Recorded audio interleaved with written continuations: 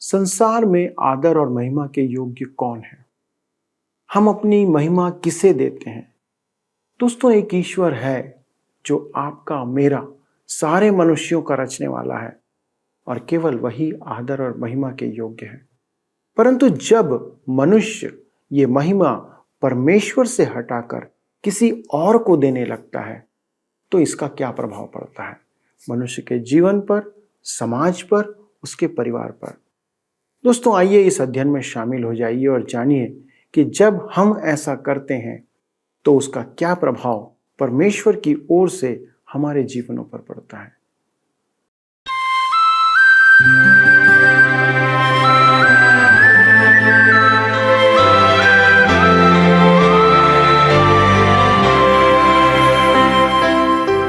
प्रिय मित्रों, प्रभु यीशु मसीह के पवित्र नाम में प्रेम भरा नमस्कार। हमारी दुआ है कि आप सलामत रहें और परमेश्वर की समीपी में जीवन जीते रहें। आप इस समय सत्य वचन बाइबल अध्ययन में हैं और मैं आपका इस प्रसारण में स्वागत करता हूं। मेरा पूरा विश्वास है दोस्तों कि हमारे बाइबल अध्ययनों के द्वारा आप वचन की गहराई में उतरते जा रहे हैं। परमेश्वर के वचन की यही विशेषता है कि वह हमारे जीवन को अंधकार से ज्योति की ओर ले जाता है। मनुष्य भी सदा काल से यही प्रार्थना करते आ रहा है कि मुझे अंधकार से ज्योति की ओर ले चल। परमेश्वर का वचन ही यह काम कर सकता है और करता है। आपको स्मरण होगा मित्रों कि हम होशे नबी की पुस्तक से अध्ययन कर रहे हैं और परमेश्वर की वेदना को देख रहे हैं कि वह इस्राएल के लोगों के लिए किस प्रकार चिंतित है कि वे अपने बुरे मार्गों से फिरकर उसकी ओर आ जाएं। अब परमेश्वर उन्हें दंड देने की बातें करता है। आज हम 9वें अध्याय के 7वें पद से आरंभ करते हुए अपने मनन को आरंभ करेंगे और देखेंगे कि परमेश्वर इस्राएल को दंड देने और बदला लेने की बात कहता है। दोस्तों, यह बड़ी विचित्र बात प्रतीत होती है कि परमेश्वर बदला लेने की बातें करता है। हम आज यह भी देखेंगे कि परमेश्वर उन भविष्यवक्ताओं के विरुद्ध भी बातें करता है जो झूठी भविष्यवाणियां कर रहे थे। ऐसे लोग प्रजा को और भोली भाली जनता को धोखा देते हैं और स्वयं के लिए परमेश्वर का श्राप कमाते हैं। आज की परिस्थिति में भी यह प्रासंगिक है। क्या आज हम ऐसे लोगों को नहीं देखते जो झूठी भविष्यवाणियां करते हैं? हमें उनसे सावधान रहना है मित्रों। तो चलिए हम अपने अध्ययन को आरंभ करते हैं और वचन से उन बातों को सीखते हैं। मित्रों, आइए आज हम अपने अध्ययन को होशे नबी की पुस्तक 9 अध्याय उसके 7 पद से आरंभ करें। हम देखते हैं कि इस्राएल ने सोचा कि वे समृद्ध हैं और समृद्धि परमेश्वर का अनुग्रह प्रकट करती है, इसलिए परमेश्वर उनसे प्रसन्न है। परंतु उनकी समृद्धि ही उनके लिए परमेश्वर का दंड बन गई थी और आने वाले समय में उन्हें हर वस्तु की कमी होगी। वे देश से बाहर जाएंगे जहां परमेश्वर उन्हें अशुद्ध वस्तुएं खिलाएगा, क्योंकि व्यवस्था के उल्लंघन में उन्होंने यही एक बात छोड़कर सब अनर्थ काम किया था। उन्होंने पाप तो बहुत किया परंतु आनंद नहीं ले पा रहे थे। वे पाप की गहराइयों में पहुंच गए थे। अब परमेश्वर का दंड निश्चित था। आइए हम पढ़ें होशे 9 उसके 7 पद। लिखा है, दंड के दिन आए हैं, बदला लेने के दिन आए हैं और इस्राएल यह जान लेगा उनके बहुत से अधर्म और बड़े द्वेष के कारण भविष्यद्वक्ता तो मूर्ख और जिस पुरुष पर आत्मा उतरता है वह बावला ठहरेगा। इस्राएल अपनी आत्मिकता से भटक गया था। क्यों? उनके अगुओं के कारण। जब मैं सेमिनरी में अध्ययन करने गया था तब रूढ़िवादियों में और आधुनिक विचारकों में विवाद होता था। आधुनिक विचारक सामाजिक सुसमाचार के समर्थक थे। वे भले काम करने वाले थे और दावा करते थे कि उनके नैतिक मापदंड बहुत ऊंचे हैं। मैं उनकी बात से सहमत था, क्योंकि रूढ़िवादियों में नैतिकता का स्तर उनके बराबर ऊंचा नहीं था। इस बात से मुझे दुख होता था कि मुक्त विचारकों में हमसे अच्छा कुछ है।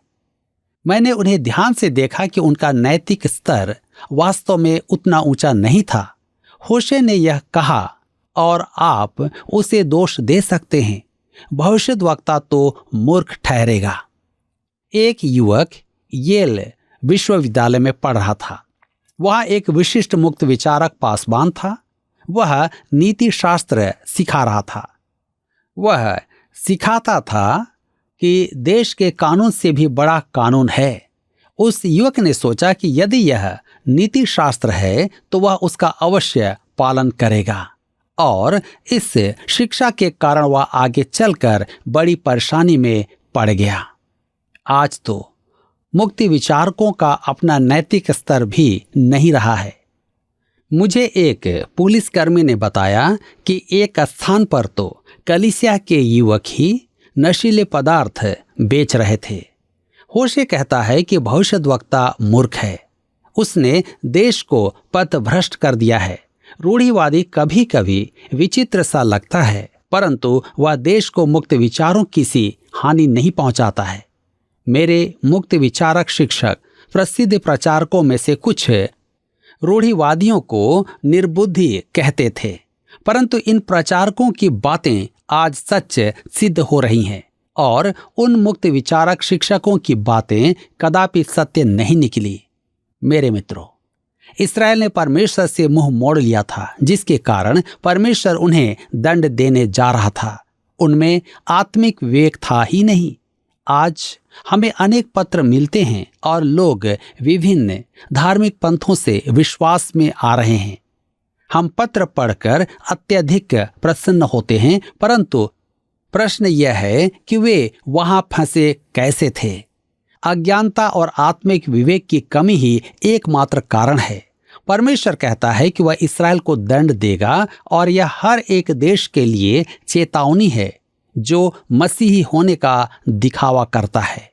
होशे 9 उसके 8 पद में लिखा है, एप्रेम मेरे परमेश्वर की ओर से पहरुआ है, भविष्यद्वक्ता सब मार्गों में बहेलिए का फंदा है, और वह अपने परमेश्वर के घर में बैरी हुआ है।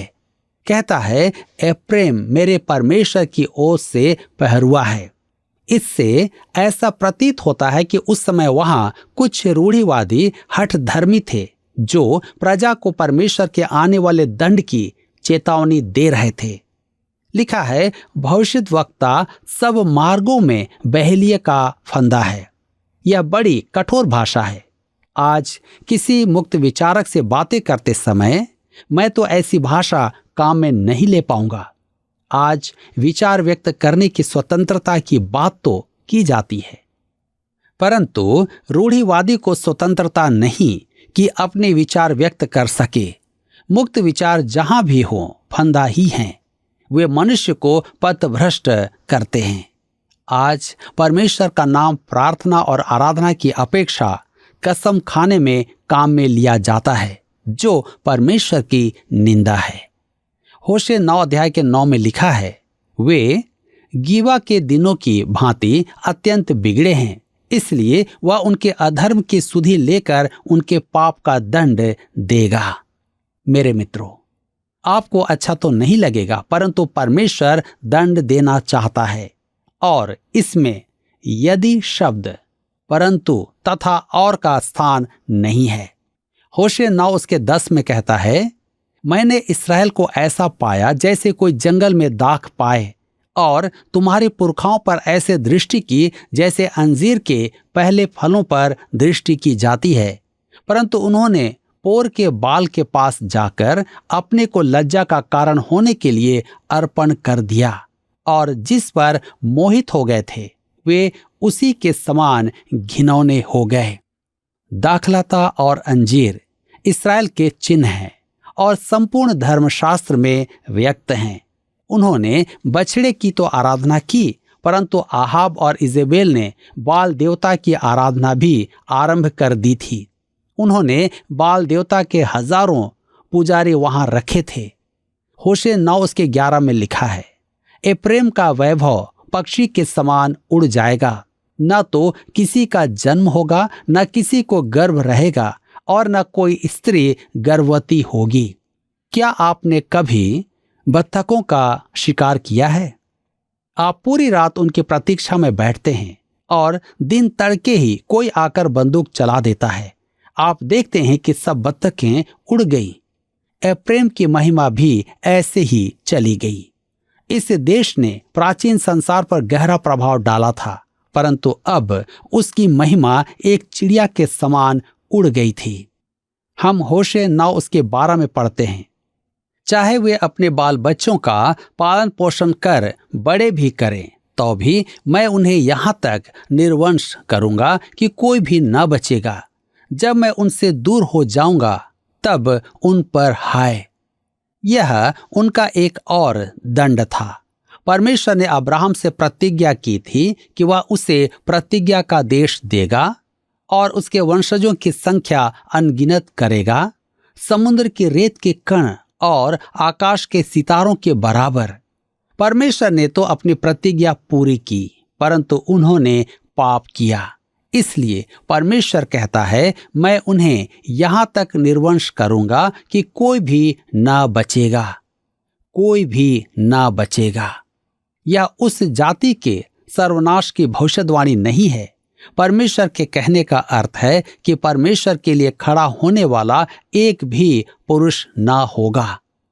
होशे 9:13 में आगे लिखा है, जैसा मैंने सोर को देखा वैसा एप्रेम को भी मन भावने स्थान में बसा हुआ देखा, तो भी उसे अपने बच्चों को घातक के सामने ले जाना पड़ेगा। सोर देश उस समय एक महान व्यापारिक केंद्र था। उसके प्रभाव में आकर इस्राएल भी व्यापारिक केंद्र बन गया था, परंतु उनकी समृद्धि झूठी थी और प्रजा इस समृद्धि के कारण भ्रम में पड़ गई थी। होशे 9:14 में लिखा है, हे यहोवा उनको दंड दे, तू क्या देगा? यह कि उनकी स्त्रियों के गर्भ गिर जाएं और स्तन सूखे रहें। उनकी स्त्रियां बांझ थीं। यह परमेश्वर का दंड ही था। होशे 9:15 में लिखा है, उनकी सारी बुराई गिलगाल में है, वहीं मैंने उनसे घृणा की। उनके बुरे कामों के कारण मैं उनको अपने घर से निकाल दूंगा, उनसे फिर प्रीति न रखूंगा, क्योंकि उनके सब हाकिम बलवा करने वाले हैं। दूसरे शब्दों में परमेश्वर कहता है, गिलगाल में उनके पाप के कारण उन्हें दंड मिला, जबकि मैं तो उनसे प्रेम करता था। मैं तुम्हें फिर दंड दूंगा और तुम कहोगे कि परमेश्वर तुमसे प्रेम नहीं करता है। होशे 9:16 में आगे लिखा है, एप्रेम मारा हुआ है, उनकी जड़ सूख गई, उनमें फल न लगेगा। चाहे उनकी स्त्रियां बच्चे भी जने, तो भी मैं उनके जन्मे हुए दुलारों को मार डालूंगा। परमेश्वर भूमि की उपज को ही दंड नहीं देगा, बच्चों के जन्म को भी वह दंड देगा। होशे 9:17 में हम आगे देखते हैं, मेरा परमेश्वर उनको निकम्मा ठहराएगा, क्योंकि उन्होंने उसकी नहीं सुनी। वे जाति जाति के बीच मारे मारे फिरेंगे। परमेश्वर उन्हें देश निकाला देगा और वे अन्य जातियों में भटकते रहेंगे। ये 10 गोत्र एक बार बंधुआई में गए तो फिर स्वदेश नहीं लौटे। यहूदा के साथ वे लौटे होंगे, परंतु अपनी पहचान खोकर। हमने देखा है कि यूसुफ और मरियम जो यहूदा के गोत्र से थे, ऊपरी क्षेत्र गलील में रहते थे। बेबीलोन से लौटने के बाद अपने देश में भी वे इस प्रकार बिखर गए थे कि कौन किस गोत्र का है कहना संभव नहीं था। यहाँ पर इसी के साथ अध्याय 9 समाप्त होता है और अब हम अपने अध्ययन को अध्याय 10 से जारी रखेंगे, जिसका विषय है इस्राएल सूखी दाखलता होगा। हम इस्राएल पर परमेश्वर के दंड की घोषणा देख रहे हैं। इस अध्याय में एक और कुकर्म देखेंगे जिसके कारण इस्राएल को परमेश्वर ने दंड दिया। आइए हम देखें, इस्राएल एक फलहीन दाखलता होगा।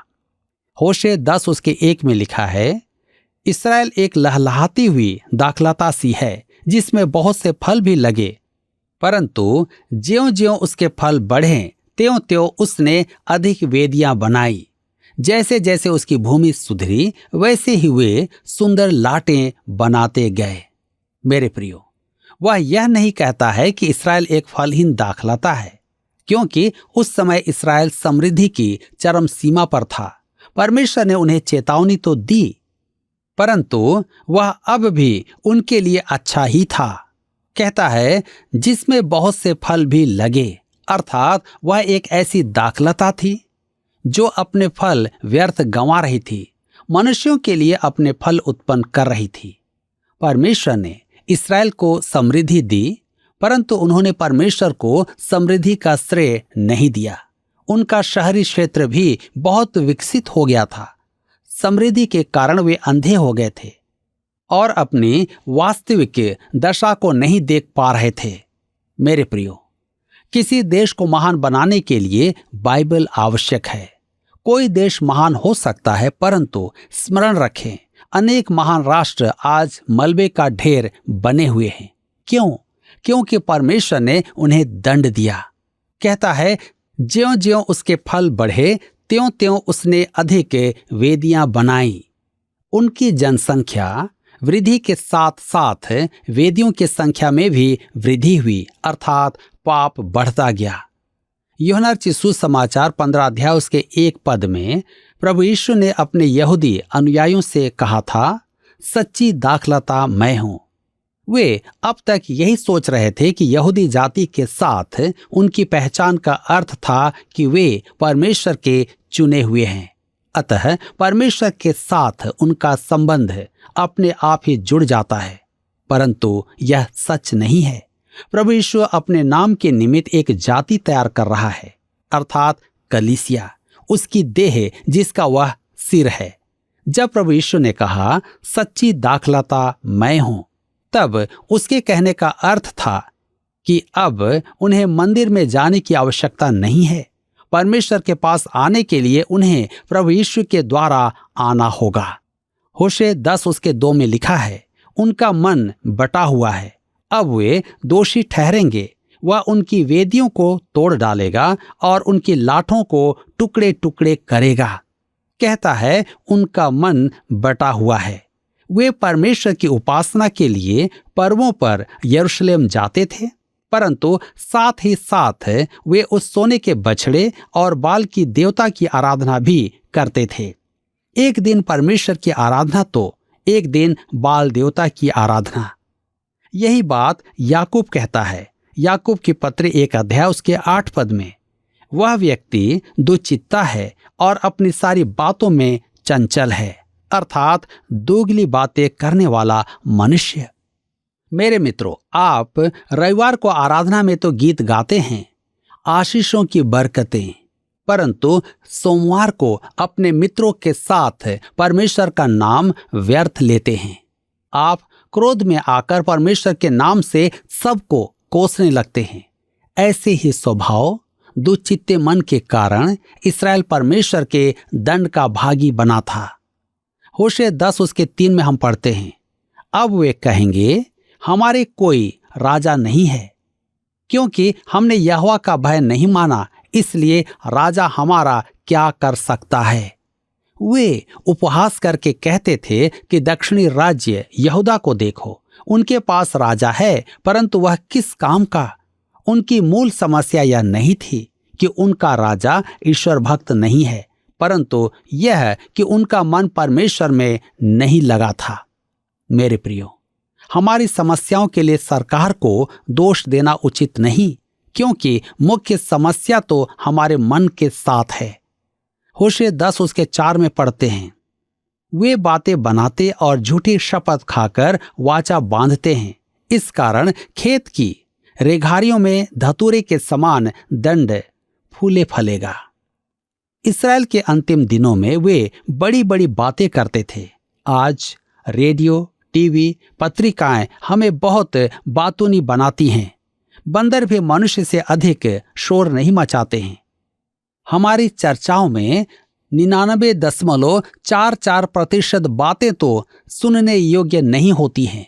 उनका उच्चारण ही नहीं किया गया होता तो अच्छा था, परंतु उन्हें कहने लिखने के लिए बहुत पैसा मिलता है। उनकी बातों और लेखों में मनुष्य को परमेश्वर के निकट लाने की कोई बात नहीं होती है। परमेश्वर के वचन की कोई बात नहीं होती है। जी हाँ, प्रभु यीशु हमारे उद्धारकर्ता को निहारने की कोई बात नहीं होती है। कहता है वे बातें बनाते और झूठे शपथ खाकर वाचा बांधते हैं। वे बहुत बातें करते थे परंतु उनकी बातें विश्वास योग्य न थी। लोग कहते हैं कि न्यायालय में सच कहने की प्रतिज्ञा करते समय बाइबल पर हाथ नहीं रखना चाहिए। यदि वे झूठ बोलते हैं तो बाइबल की निंदा होता है। यदि बाइबल किसी के लिए अर्थ नहीं रखती तो बाइबल की क्या आवश्यकता है।